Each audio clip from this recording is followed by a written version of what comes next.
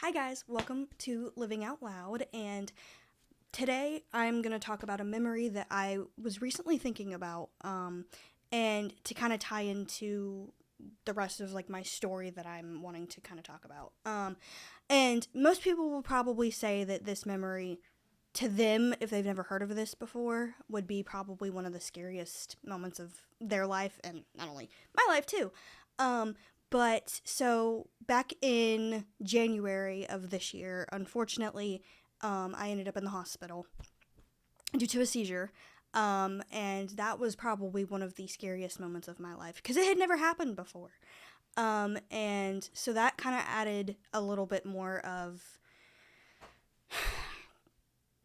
I want to say more like focus on my health for me and more focus on making sure that my well-being and my energy and all of that is just kind of more more better than it used to be, and I'm making sure that I'm not running myself down too much because I don't want to put my body under so much stress. But kind of during that moment, I remember we were actually at dinner with most of my family and my brother Dylan and his friend, because his friend came down for his birthday, and we were celebrating his birthday. And I kind of just remember, kind of during that day, I felt kind of fine, but I also kind of felt kind of off. And I remember telling my mom, before we had left, like, hey, I'm not really feeling the greatest, but I feel good enough to go to the dinner because I didn't want to, miss out on my brother's friend's birthday, because he came all the way down here for that. And so at dinner, I remember we were all kind of just sitting around the table waiting for our food, and I had noticed there was something in my eye. And when I had noticed that, I had went to rub my eye, and then all of a sudden, that is all I remember. That was it. And then the last thing I remember from that moment was actually my mom coming behind me, freaking out, saying to my aunt, saying, "Dee, I need help. What do I do?" And just kind of repeating herself. Obviously, when you have a seizure, normally you can't see anything, but you can still hear. And that was probably one of the scariest moments of my life, not only because, again, hospitals, I don't like them. And so kind of when I came out of the seizure, I was thinking to myself, okay, what's going to happen next? What is going to, what's the next 24 hours going to look like? Am I going to have to end it? Am I okay? What's going to happen? And then all of a sudden, I remember seeing an ambulance pull into where we were, and I'm like, this is just great. This is just great. And my anxiety got really high. And I remember spending, I think it was over 24 hours in the hospital trying to figure out what all this was caused by and why this had happened, because again, it was my first one, so I'm like, what in the world? Where did this come from? How did this happen? And thankfully, and I always say praise God, and I'm very glad that this happened. It was due to just lesions on my brain, so scar tissue from the amount of surgeries that I had, because I've had, oh gosh, a little over 30-something surgeries from the time I was born to, being a teenager. I've had over pretty much 30 surgeries. So luckily, thank goodness it was nothing too major and too serious, which I'm very thankful for. And, thanks to my family and everybody, being so supportive of me, making sure I'm okay, being there, from the time I got to the hospital to the time I left, And for my dad, it was a scary moment too, because he wasn't there. He was at home. He didn't feel good that day, so he didn't go with us. But especially for my mom, because I'm her only girl, and I'm the baby of the family, so she was terrified. And I just remember kind of looking back on that moment. It's like, wow, thank God I'm okay, and thank goodness I'm still here to this day.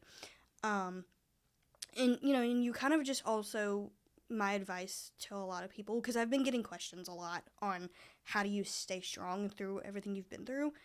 I personally just, like I said, believe in God, trust Him, and just kind of not let what you're going through define who you are, and just look on the bright side of life instead of looking at the negative side of life. And that's what I've really been trying to do for the past, really honestly, couple years of my life, is just look at the world a more positive way.